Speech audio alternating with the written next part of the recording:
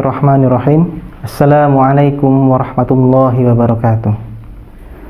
Innal hamdalillah nahmaduhu wa nasta'inuhu wa nastaghfiruh. Wa na'udzu billahi min shururi anfusina wa min sayyiati a'malina. May yahdihillahu fala mudilla lahu wa may yudlilhu fala hadiya lahu. Asyhadu an la ilaha illallah wa asyhadu anna Muhammadan abduhu wa rasuluh. La nabiyya wa la rasula ba'dah. Yang pertama, marilah kita panjatkan puji syukur kita kepada Allah Subhanahu wa Ta'ala yang telah memberikan nikmat begitu banyak kepada kita, dengan 3 besar nikmat yang paling kita rasakan di tiap hari-harinya, berupa nikmat niat atau iman, nikmat waktu, dan nikmat sehat.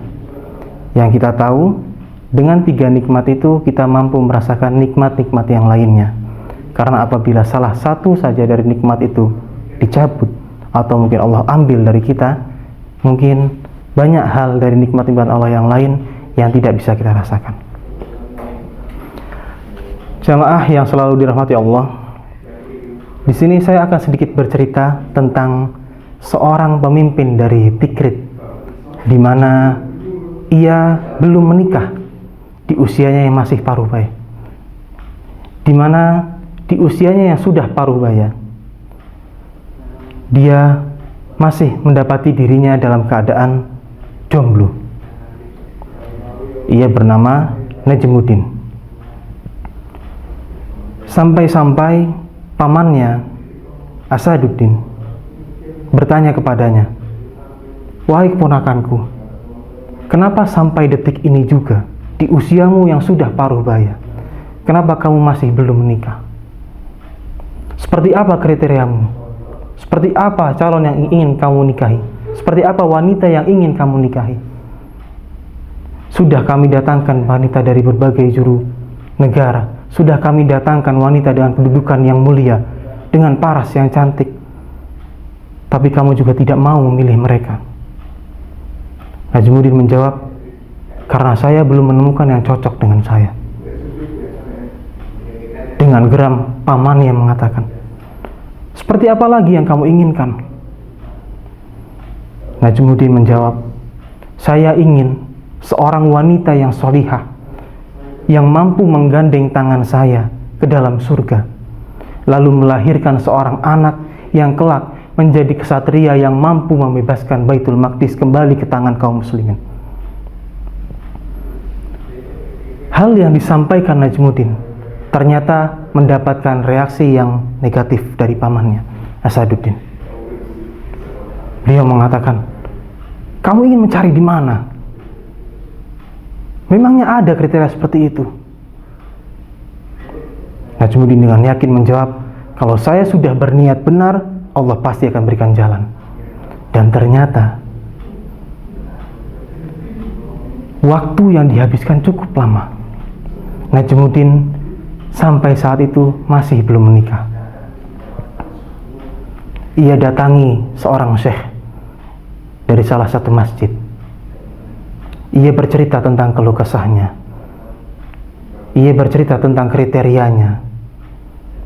Di tengah cerita itu, tiba-tiba ada seorang wanita yang memanggil syekh itu di balik tirai.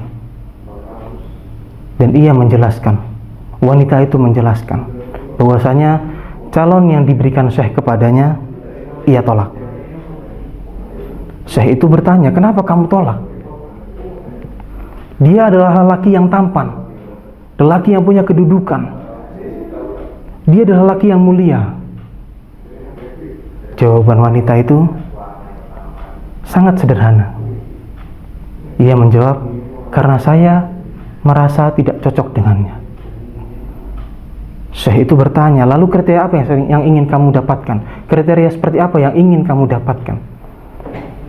Wanita itu menjawab, "Saya ingin seorang laki-laki yang mampu membawa saya, menggandeng saya ke dalam surga, dan kelak darinya saya melahirkan anak-anak yang mampu menaklukkan Baitul Maqdis kembali ke tangan kaum muslimin." Mendengar hal itu, Najmuddin berdiri kaget. Dia langsung berteriak bahwasanya, "Saya ingin menikahi wanita itu." akhirnya mereka pun menikah. Tepat pada tahun 532 Hijriah, tepatnya pada tahun 1137 Masehi, lahirlah seorang anak laki-laki, seorang ulama, seorang pemimpin, seorang kesatria yang sampai saat ini namanya harum kita dengar, yaitu Salahuddin Al-Ayyubi, yang berhasil menaklukkan Baitul Maqdis, yang berhasil mewujudkan impian orang tuanya 49 tahun kemudian setelah pernikahan kedua orang tuanya. Ada pula kisah tentang seorang suami, Nabiullah Ibrahim alaihissalam, yang meninggalkan istrinya di padang pasir berdua dengan anaknya Siti Hajar dan Nabi Ismail alaihissalam. Dengan sedihnya berlari mengikuti Nabi Ibrahim dan selalu bertanya, "Wahai suamiku, kenapa kau tinggalkan kami?" Nabi Ibrahim tak mampu menjawab apapun, hanya diam sambil terus berjalan menjauh dari istri dan anaknya. Terus dikeluarkan pertanyaan itu, "Wahai suamiku, kenapa kau tinggalkan kami?" Dengan cerdasnya Siti Hajar yang tahu bahwasanya laki-laki tak mampu berbicara ketika punya masalah yang sangat besar, bahwasanya laki-laki tak mampu bercerita tentang hal itu, Siti Hajar mengubah pertanyaannya yang tadinya adalah yang tadinya adalah esai, pertanyaan yang tadinya adalah esai di mana harus dijawab dengan rinci, menjadi sebuah pertanyaan pilihan ganda. "Wahai suamiku, kenapa kamu tinggalkan kami?" Dirubah dengan, "Wahai suamiku, apakah ini perintah Allah?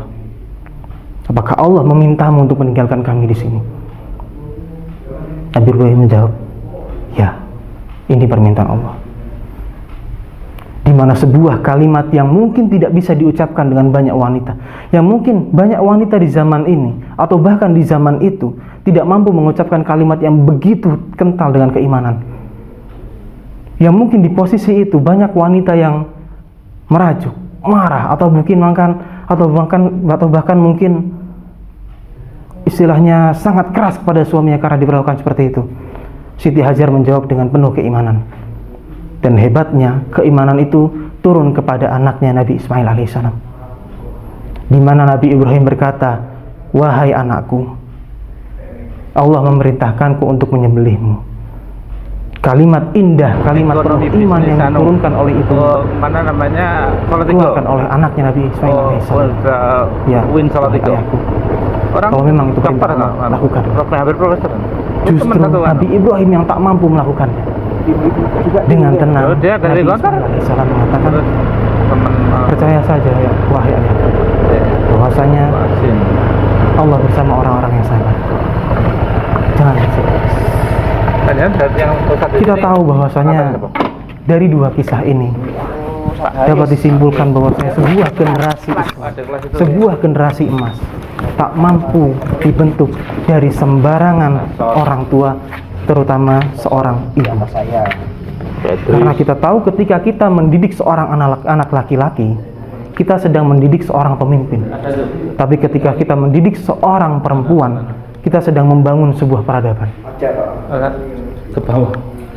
Kita tahu bahwasanya sebuah pendidikan, sebuah generasi terbentuk bukan dimulai ketika mereka masih anak-anak, bukan dimulai ketika pendidikan itu masih dimulai dengan usia yang masih sangat dini.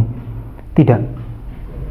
Tapi semuanya sudah dimulai ketika kita memilih siapa yang akan menjadi ibunya.